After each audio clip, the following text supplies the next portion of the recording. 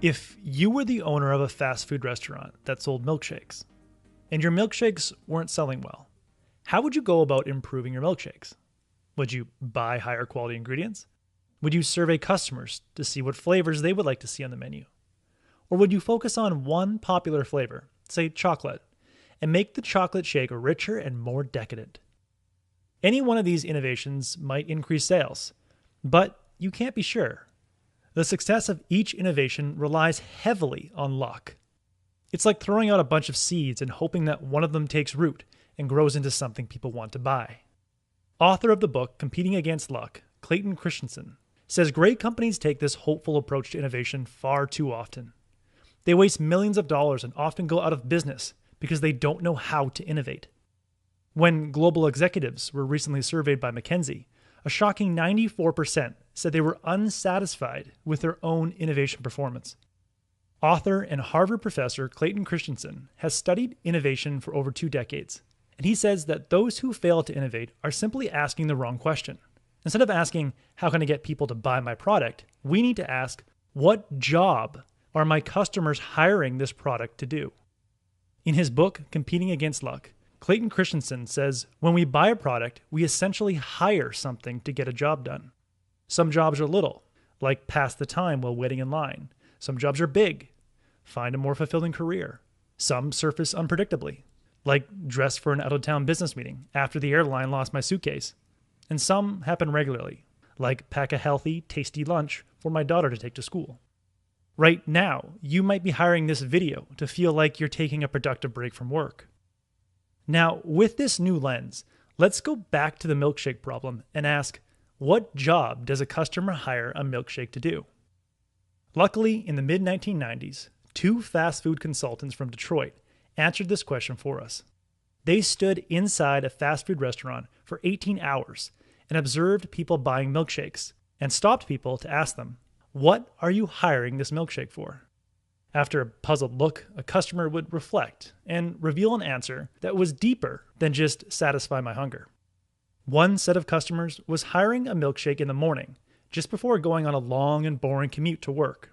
They were hiring a milkshake to make the boring ride to work more enjoyable. The milkshakes were thick, so they could last a long time. And it was better to hire a milkshake for the job than to hire a chocolate bar or a bagel or even a bag of carrots. The chocolate bar was too quick, the bagel was too messy, and the carrots were just as boring as the commute. Another set of customers hired milkshakes for an entirely different reason. They hired milkshakes in the afternoon to help them feel like they were being a fun parent. A milkshake allowed a dad or mom to feel like they were doing something nice for their child, like treating their daughter for passing a test at school. The parents were hiring a milkshake instead of hiring an expensive toy or a long movie at the theater, or some other food item that would make them feel guilty, like a bag of gummy bears. And a milkshake would also help keep the child quiet for longer. Now notice how asking the customers what job they were hiring a milkshake to do has provided innovation insights. By learning about the exact circumstance that a customer would pull a milkshake into their life, you and I can uncover specific innovation clues. Innovation is now a matter of improving a specific experience. For the commuters, this could mean making the milkshakes even thicker. It could also mean adding chunks of fruit in with the milkshake to make the drinking experience even more interesting and stimulating. Or you could move the milkshake stand closer to the checkout counter and have pre-mixed milkshakes, since the commuters are probably in a rush and they need to get in and out as fast as possible. For the parents in the afternoon, you could improve the experience by introducing smaller cup sizes, so the parents wouldn't feel as guilty for buying their kid a milkshake. Or you could pair the milkshake with a small toy. Both of these innovations would make the customer more likely to hire your milkshake when they have the job of, I need to give my kid a treat, but I don't have much time and I don't want to spend a bunch of money. Where most innovators would try to make a higher quality milkshake for everyone, the smart innovator focuses on improving an experience for a person in a specific circumstance. Author Clay Christensen and his co-authors have seen this jobs to be done theory revolutionize companies. Christensen says it's been validated and proven in the work of some of the most respected business leaders and innovators. Amazon's Jeff Bezos and Intuit's Scott Cook, for example, as well as in the founding of highly successful entrepreneurial ventures in recent years, like Airbnb. If you have the desire to create an innovative product or improve an existing product in an innovative way, here are 3 steps you can take to rely more on creativity and skill and less on luck. Step 1. Find a job that needs to be done. Aim to understand why you or your customer or your target customer would want to pull the product you're thinking of making into their lives. Don't just focus on the rational reasons like satisfying hunger.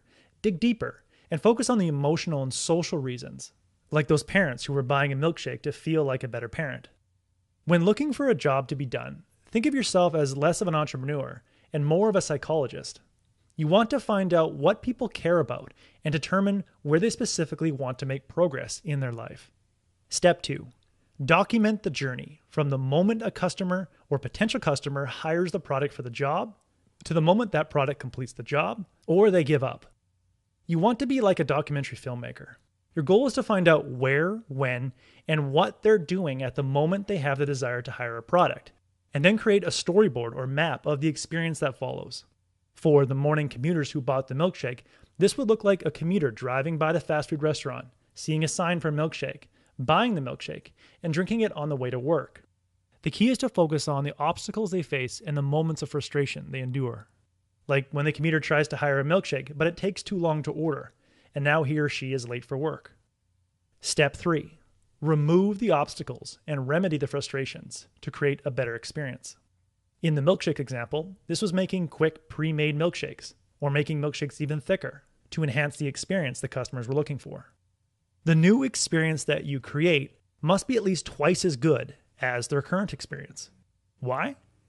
Well, because most of us get anxious when hiring something new. New is often scary. Behavioral economists Daniel Kahneman and Amos Tversky have done several studies to show that loss aversion, the tendency to avoid loss and maintain the status quo, is psychologically twice as powerful as a prospect of gaining something. Now, executing these 3 steps won't be easy, but it's far easier than the alternative. Trying several innovations, relying on luck, and wasting a whole bunch of time and money along the way. You don't need a bunch of luck to be innovative.